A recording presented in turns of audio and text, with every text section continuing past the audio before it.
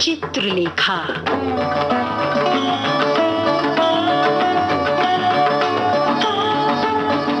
हिंदी के सुप्रसिद्ध कथाकार भगवती चरण वर्मा का चिरजीवी उपन्यास चित्रलेखा।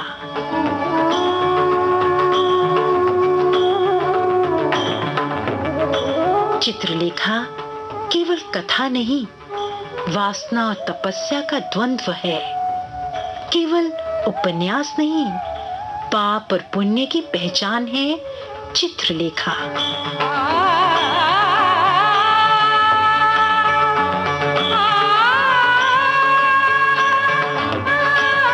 अब तक हम चित्रलेखा की 8 कड़ियां पढ़ चुके हैं। अब 9वीं कड़ी में हमारा साक्षात्कार होगा राजनैतिक इतिहास के महामानव मंत्री चाणक्य से। पिछली कड़ी में हम सम्राट चंद्रगुप्त और उनके सभासदों को एक उत्तर की प्रतीक्षा में छोड़ आए थे। आइए आज का पठन आरंभ करें और जानें कि नीति शास्त्र में वर्णित विरोधी सिद्धांतों की महामंत्री चाणक्य क्या व्याख्या करते हैं।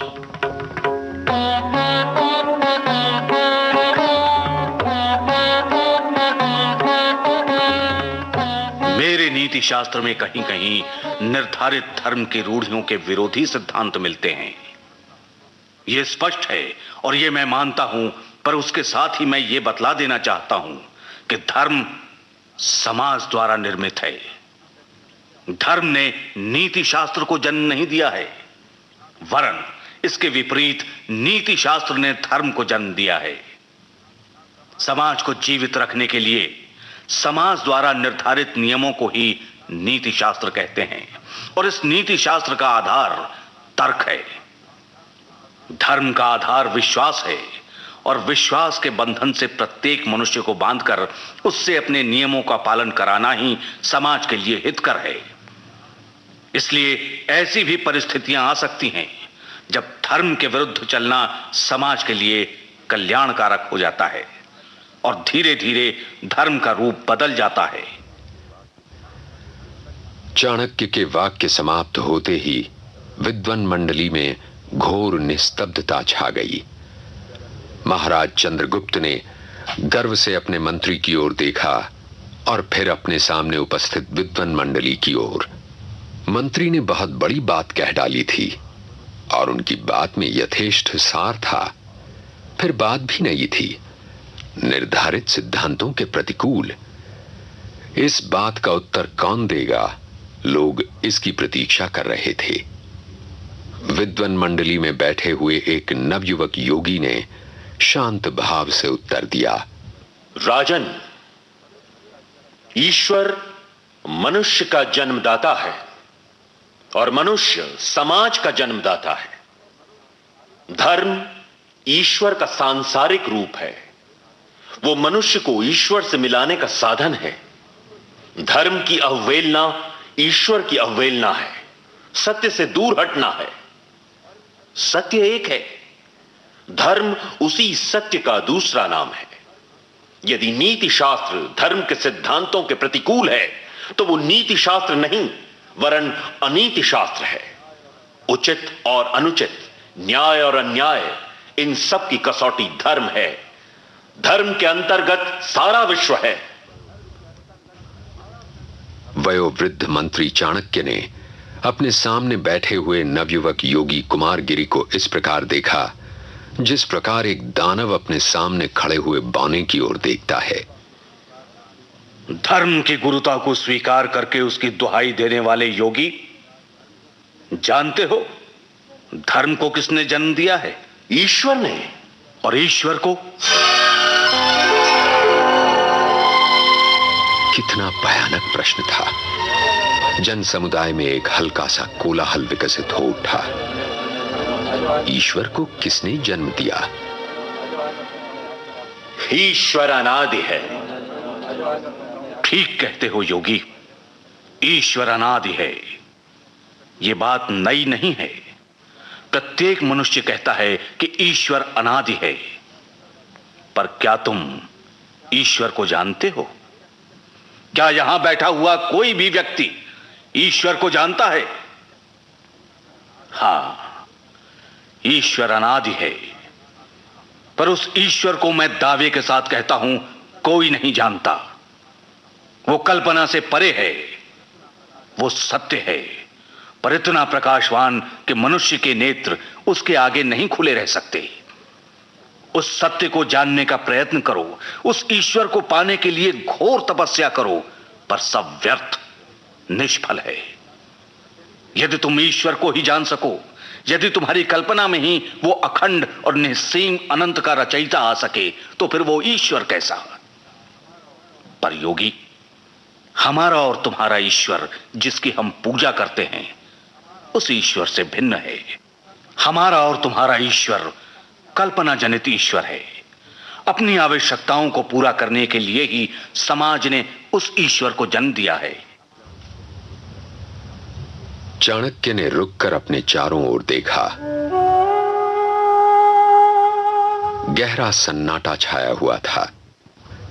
योगी कुमार गिरी के नेत्र बंद थे, मानो वो किसी गहरे विचार में मग्न था। चाणक्य आसन से उठ खड़े हुए। खड़े होकर उन्होंने सभा मंडल में अपने चारों ओर देखा। उनकी उस दृष्टि में गर्व था और अपने ऊपर विश्वास।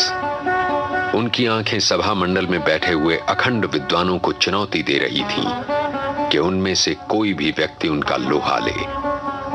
थोड़ी देर तक उत्तर की प्रतीक्षा करने के बाद चाणक्य ने फिर कहा, अभी बात अधूरी है।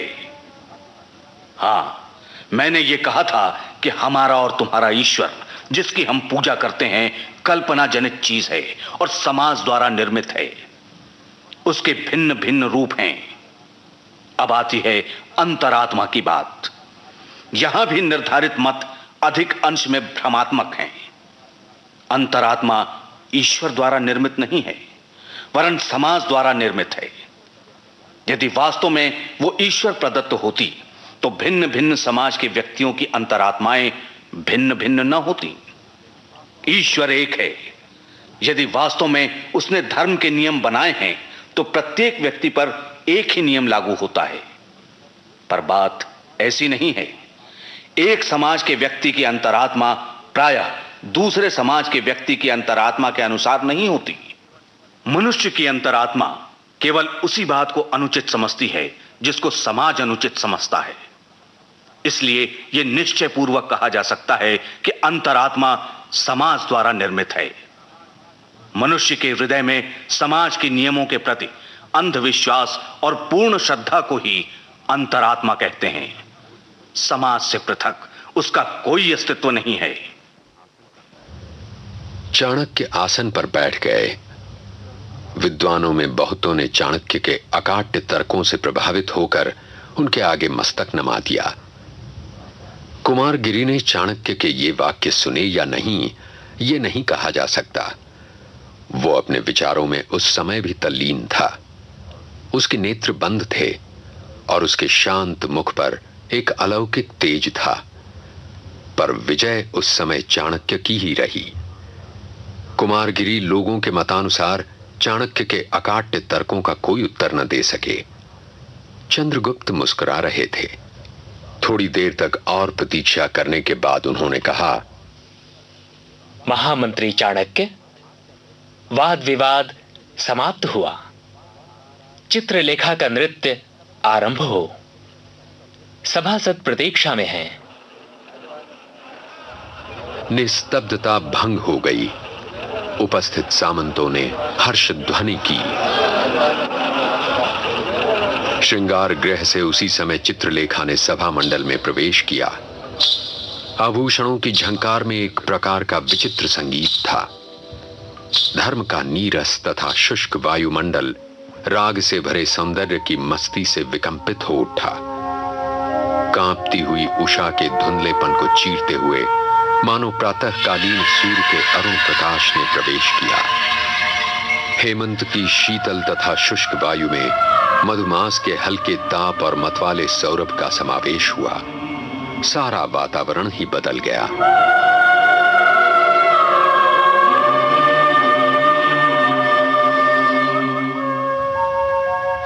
के बीचों बीच खड़ी होकर चित्रलेखा ने सबसे प्रथम सम्राट चंद्रगुप्त को अभिवादन किया। उस समय उसके सौंदर्य में अभूतपूर्व आकर्षण था। उसका मुख पूर्णिमा के चंद्रमा की भांति था और उसकी लहराती हुई वेणी नाग की भांति थी, जो विष से त्रस्त होकर चंद्रमा से उसका अमृत छीनने को उससे लिपट गया हो। उसकी वेणी में गुंथे हुए मुक्ता जाल इस प्रकार शोभित हो रहे थे, मानो चंद्रमा को संकट में देखकर तारकावले पंक्ति में बंधकर काले नाग से भिड़ गई थी। उसके शरीर पर महीन रेशम का दुपट्टा पड़ा हुआ था, जिसका होना अथवा न होना दोनों ही बराबर थे। उसके नीचे उसकी महीन जरी से कढ़ी हुई रेशम की चोली थी, जिससे उसके सुडौल उरोजों की आभा फूट निकलती थी। स्वर्ण तारों का लहंगा वो पहने हुई थी, जो रात्रि के उज्जवल प्रकाश में चकाचौंध उत्पन्न कर रहा था। रत्न जटित आभूषणों से वो लदी थी।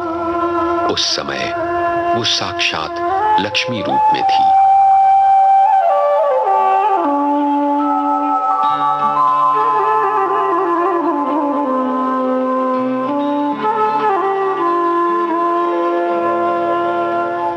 अनुपम सौंदर्य और रत्न जटित आभूषणों से सज्जित नर्तकी चित्रलेखा अब नृत्य करेगी। अब सम्राट चंद्रगुप्त और उनके सभासद एक सुरीला आनंद पाएंगे। किंतु कथा की अगली पंक्तियों में केवल नृत्य की झंकार ही नहीं, एक चमत्कार भी है, और इन दोनों से हमारा साक्षात्कार होगा अगली कड़ी में।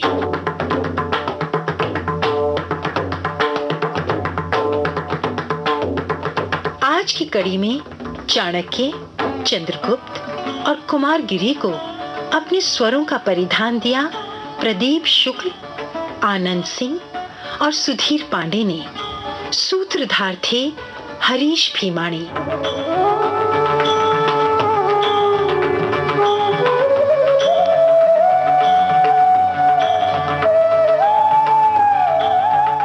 सहायक राजेश मलिक। परिकल्पना और प्रस्तुति विजय लक्ष्मी छाबड़ा और लोकेंद्र शर्मा। अब